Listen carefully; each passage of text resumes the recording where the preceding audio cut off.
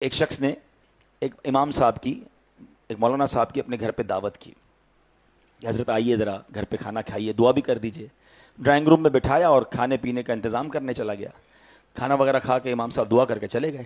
بیٹا آیا، کہتا ہے ابو جان کمرے میں کون آیا تھا؟ کہا امام صاحب آئے تھے۔ کہا میرے بہت سارے پیسے پڑے ہوئے تھے، غائب ہو گئے ہیں۔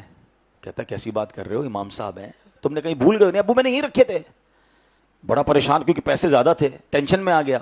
ابو کو سمجھایا، ابو کہ میں تو امام صاحب سے بات نہیں کروں گا، اتنی نیک شخصیت ہے، کوئی امام صاحب چوری کرنے تھوڑی آئے تھے، تم نے کہیں رکھ دیا ہوگا۔ کہتا نہیں ابو یہی رکھے تھے۔ بہرحال دل میں اس نے رکھی بات، پیسے زیادہ تھے، یاد تھے اس کو۔ 6 مہینے، سال بعد، 1 سال بعد پھر انہوں نے امام صاحب کی دعوت کی۔ بچہ تو بچہ ہی ہوتا ہے، اس کو اپنے پیسے یاد تھے، ابو کو دعوت یاد تھی، بچے کو پیسے یاد تھے۔ جیسے ہی امام صاحب آئے تو ابو کھانا لینے گئے تو اس نے کان میں امام صاحب سے پوچھ لیا، امام صاحب ایک بات کہوں، ناراض مت ہوئیے گا۔ بولو بیٹا کیا مسئلہ ہے؟ کہا پچھلے سال بھی آئے تھے نا، میرے کچھ پیسے تھے، بڑے زیادہ پیسے تھے، آپ جب سے گئے وہ پیسے نہیں مل رہے، آپ ناراض مت ہوئیے گا، میں آپ کو کچھ کہہ نہیں رہا، آپ کو نظر آئے تھے۔ یہ سن کر امام صاحب رونے لگ گئے۔ اتنی دیر میں والد صاحب بھی آ گئے۔ بیٹے نے کہا میں نے امام صاحب سے پوچھا ہے، وہ تو رو رہے ہیں۔ کہا دیکھا میں نے کہا تھا نا تمہیں نہیں کرنا تھا، امام صاحب کو کتنا دکھ ہوا، آپ معاف کر دیں، ہم آپ کو چور نہیں کہہ رہے، بس یہ بچہ تھا اس نے پوچھ لیا۔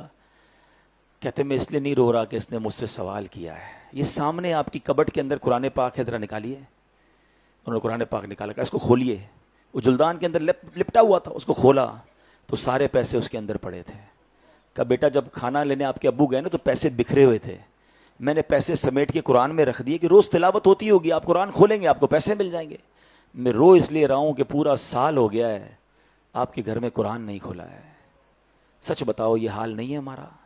موبائل روز کھلتا ہے، بلکہ کئی بار کھلتا ہے، نماز میں بھی جی چاہتا ہے کھولنے کو۔ ابھی بیان کے دوران بھی کئی لوگ چیک کر رہے ہوں گے، چین نہیں آتا۔ نیا سافٹ ویئر آ جائے، نئی کوئی اپلیکیشن آ جائے، خود ہی ڈھونڈ کے اس کا ٹیوٹوریل بھی ڈھونڈ لیں گے، اس کو یوٹیوب پہ بھی سرچ کریں گے، 4 دوستوں سے بھی پوچھیں گے یار اس کے بینیفٹ بتاؤ، اس کا طریقہ بتاؤ، میں آ رہا ہوں تیرے گھر پہ بھائی، مل کے سیکھتے ہیں کیسے کرنا ہے۔ آج کل آرٹیفیشل انٹیلیجنس کا زمانہ ہے، کیسے سرچ کرنا ہوتا ہے، کیسے سب کر لیں گے۔ قرآن کے بارے میں یار ابھی تو واقعی مشکل ہے، اب تو کیسے پڑھیں؟ یعنی جس کو نہیں کرنا نا، ایک جملہ یاد کر لیں، امیر اہل سنت کا بڑا تاریخی جملہ ہے۔